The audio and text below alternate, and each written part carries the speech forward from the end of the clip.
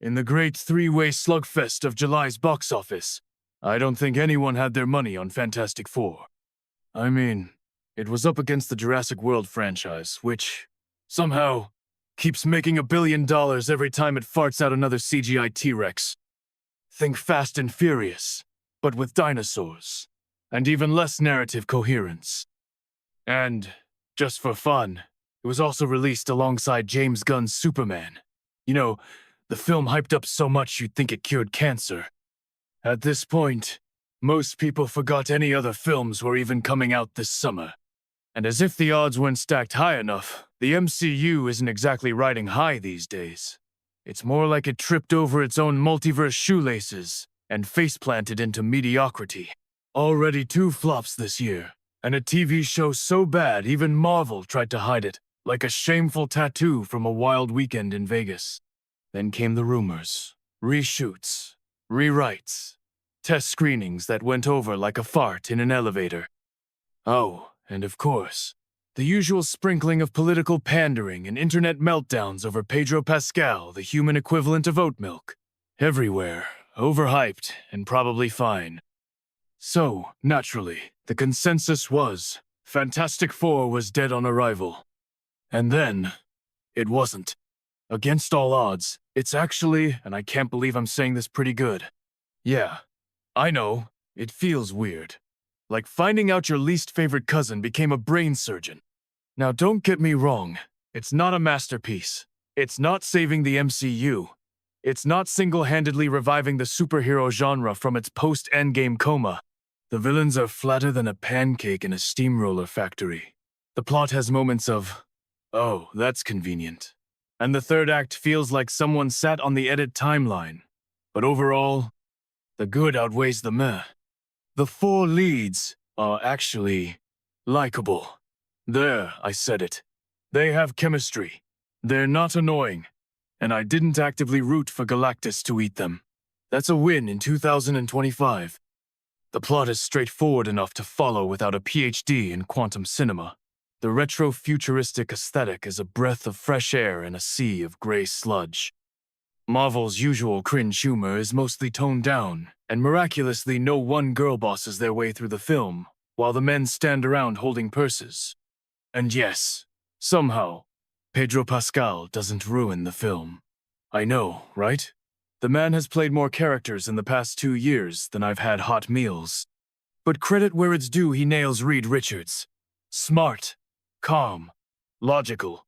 Basically, the anti-Tony Stark. The movie kicks off in an alternate Earth where everything is explained in about 30 seconds. No walls of exposition. No, previously on the MCU. Just boom, they went to space, got zapped. Now they're superheroes. Global celebrities. Everyone loves them. Until the Silver Surfer crashes the party with the cosmic equivalent of an eviction notice. Galactus is coming to eat your planet. Oops. So the team jets off into space. Sue Storm heavily pregnant, because apparently that's not a flight risk in zero gravity. And they confront Galactus. His offer? Hand over your unborn baby, or he eats Earth. No pressure. Naturally, they reject the deal and run like hell. And then Reed, the smart one, tells the world exactly what's going on. Because, you know, the one thing a panicked global population really needs to hear is, hey guys, remember that cosmic entity that devours planets? Yeah, he's coming for us. Also, kinda my fault.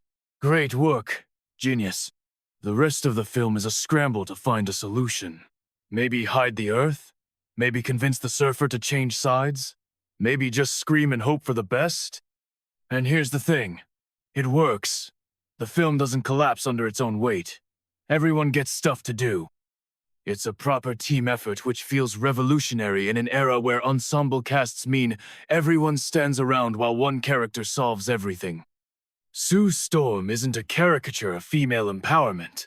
She's maternal, competent, and gasp a normal human being. Johnny Storm is actually useful, makes discoveries, and isn't just there to crack jokes. Even the Thing, bless him, gets to punch stuff, which is basically all he's good for anyway. Pedro Pascal's Reed Richards never turns into a quivering simp. He's still the leader, still the brains. Still got that patented "I just read 3 physics books in the toilet" confidence. And the relationship between him and Sue actually feels real. Like two people who might actually love each other. In 2025, that's practically taboo. There's a genuine sense of family, loyalty, and dare I say it, heart. The central conflict isn't just bad guy wants to explode the universe. It's a family trying to protect their own. That shouldn't feel like a bold creative choice. But here we are. Best of all, Fantastic Four does something miraculous. It stays the hell away from the rest of the MCU. No awkward cameos. No forced tie-ins. No 5-minute monologues about quantum timelines and variants. Just a clean, self-contained story. That alone is worth a slow clap. Of course, it's not perfect. Let's talk Silver Surfer. She's not bad, but she's also not in the movie enough to leave a dent. Her motivations? Murky. Her arc? Rushed. Her screen time? Probably sacrificed to the gods of runtime. Same for Galactus. He looks fantastic. He sounds ominous. But in terms of depth? He's basically just a really hungry space demon. Wants a baby? Wants to eat Earth? Doesn't do nuance. But hey, I'll take cool-looking and simple over quippy multiverse villain who explains their trauma any day. And yeah, the whole Baby Franklin will one day replace Galactus subplot. Makes zero sense. I guess we're not supposed to think about it too hard. Probably wise. Still, for all that's missing, I found myself wanting more, which is a rare sensation in the Marvel era. Usually, I want the film to end 20 minutes ago. Here, I wanted to see what hit the cutting room floor. That's a good sign. Bottom line, Fantastic Four isn't revolutionary. A decade ago, it would have been a decent mid-tier Marvel flick.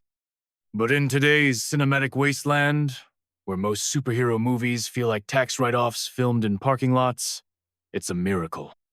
It's the best superhero film of 2025. Make of that what you will. Anyway, that's all I've got for today. Like, subscribe, click the bell if you enjoy this kind of masochism. This is Room of Opinions, and we're just trying to survive one reboot at a time.